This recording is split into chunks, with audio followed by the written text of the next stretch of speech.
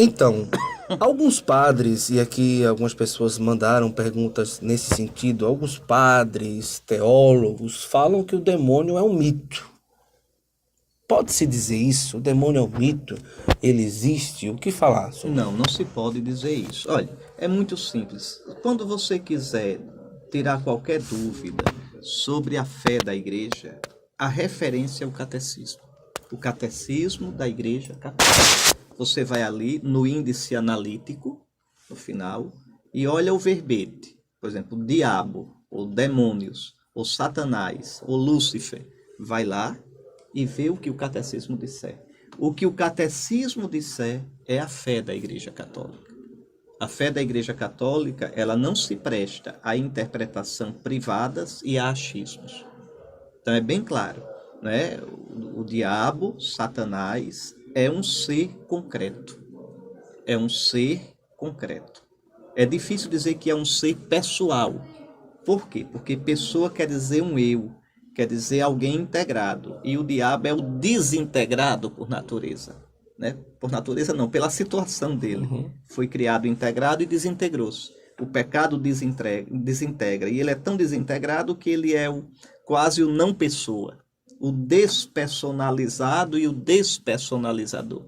Mas é preciso dizer que é um ser concreto. Aqui é preciso ter clareza. Jesus, nosso Senhor, concebeu a missão dele como trazer o reino de Deus, expulsando o reino de Satanás. Se Satanás não existisse, Jesus poderia dizer tranquilamente, né? Satanás é o mal que há em vós. Satanás é o mal que há no vosso coração. Ele não disse: o que torna o homem impuro não é o que entra nele, mas o que sai do seu... Não, Jesus não fez isso.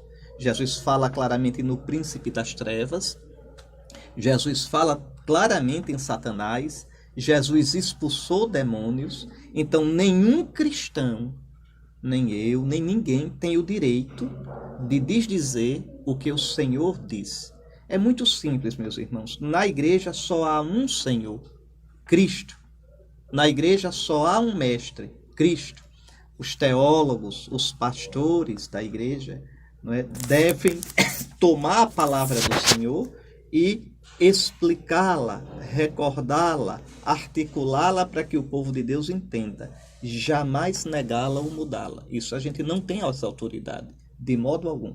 Então, Satanás existe, é um ser essencialmente bom, criado por Deus, mas Satanás e seus demônios são seres que, usando o mal, sua liberdade, desvirtuaram-se a si próprios. E são seres hoje incapazes de receber amor e de dar amor. Compreende? E são seres... Isso é uma coisa muito misteriosa. Agora aqui entra uma outra questão. Quem nega a existência de Satanás também nega a dos anjos, porque cai na ilusão racionalista, é um preconceito filosófico, uma estreiteza de razão, que reduz o mundo ao mundo visível. E que pensa que o homem é o centro de tudo. E o homem não é o centro é Deus. Deus criou seres que nós não conhecemos nos seus detalhes, nem na sua... Pronto, será que Deus pode criar isso? Uma orquídea que Deus criou lá no meio da Amazônia, não é? Ou na nossa zona da mata, na Mata Atlântica, uma orquídea linda que o homem nunca vai ver. Deus não criou para o homem, Deus criou para ele. Como diz o Salmo de modo poético, Deus criou Leviatã. Leviatã é uma serpente imaginária, mitológica, para brincar com ela. Pronto. Por que foi que Deus criou constelações, galáxias que a gente nunca vai ver? Criou para a glória dele, criou porque é poeta, criou porque é amor. Então, o centro não somos nós. Então, eu dizer que Satanás não existe porque eu não vejo, ou porque não cabe na minha cabeça, não, aí é bobagem. Aí é um erro já de método de fazer teologia.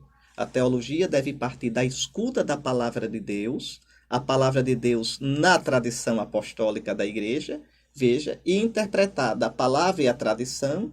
A tradição é o ambiente da palavra. Ali a palavra é viva e iluminada. A palavra ancora e dá base à tradição. E o magistério interpreta com a autoridade de Cristo no Espírito Santo a Escritura e a tradição viva da igreja. Ora, A tradição, o magistério, a escritura sempre ensinaram a existência do diabo.